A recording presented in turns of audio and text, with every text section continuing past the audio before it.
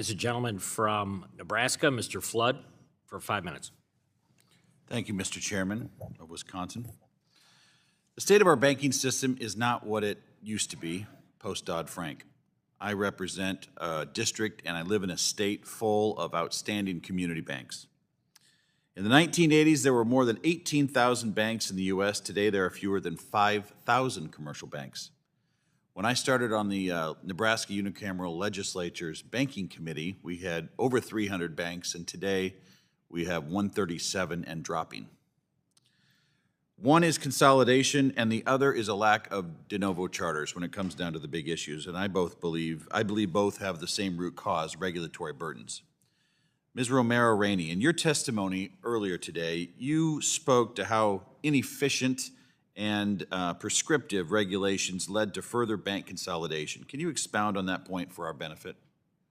Absolutely. I think the core theme for me here is, as we look at the community bank business model that is tied directly to relationship lending, we need to look at it through a lens of how do we proportionally manage that risk. And unfortunately, regulation that has been written over the years, 4,000 new pages in the last 2 years, has not been proportionate to the community bank business model. And that comes at a higher cost to community banks, which absolutely contributes to consolidation. One of the things I love about our banking system in America is that it's diverse. You've got the GSIBs, you've got the regionals, you've got the community banks.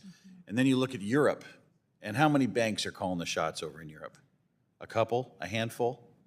And here we have this diverse system that's the envy of the nation, and we seem to be killing off one of the three legs of the stool. Let's talk about these de novo bank charters. We've seen a staggering drop in the number of these over the years. Congressman Barr's legislation would seek to address that problem, and I am a proud co-sponsor of the bill.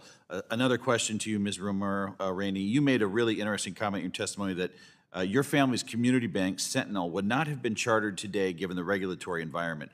Which specific barriers do you feel would have been most challenging to chartering a new bank de novo with the circumstances you had when your family bank started? First and foremost, the minimum amount of capital. As we think about what is required, again, it's a one-size-fits-all approach, and so that has to be solved for immediately, especially as we look at access to capital in rural areas.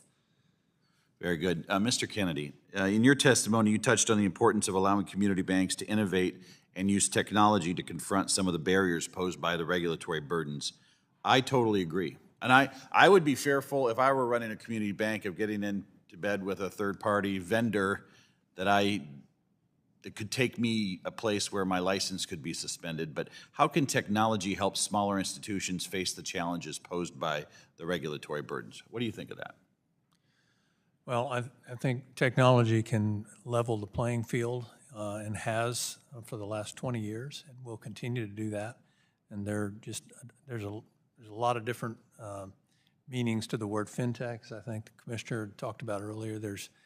We've got to be innovative, and the regulatory agencies have to understand that and give the banking community space to do that.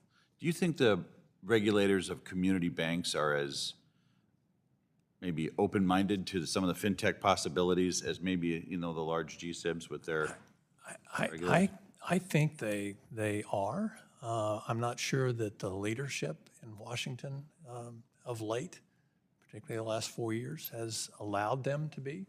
Very fair. But I urge in my remarks, also in my written testimony, that we give the regulatory folks an opportunity, fund them better, give them the opportunity to understand and work side by side with banks as we innovate. Ms. Marshall, appreciate seeing you again this week. A lot of banks in my home state have gone from an OCC charter to a state charter. Are you seeing that in Arkansas as well? Absolutely. Yes, sir. There's only 7 state chartered banks and 7 national banks chartered in Arkansas. And so almost 90% of our banks are state chartered. That's happened fairly recently over the last few years. Why is that?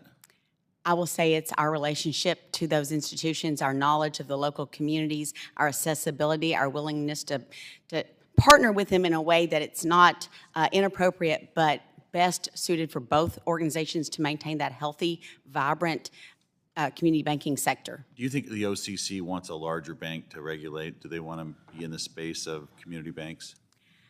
I wouldn't be able to speak to what the OCC would or would not want. I can just assure you that our banks are pleased with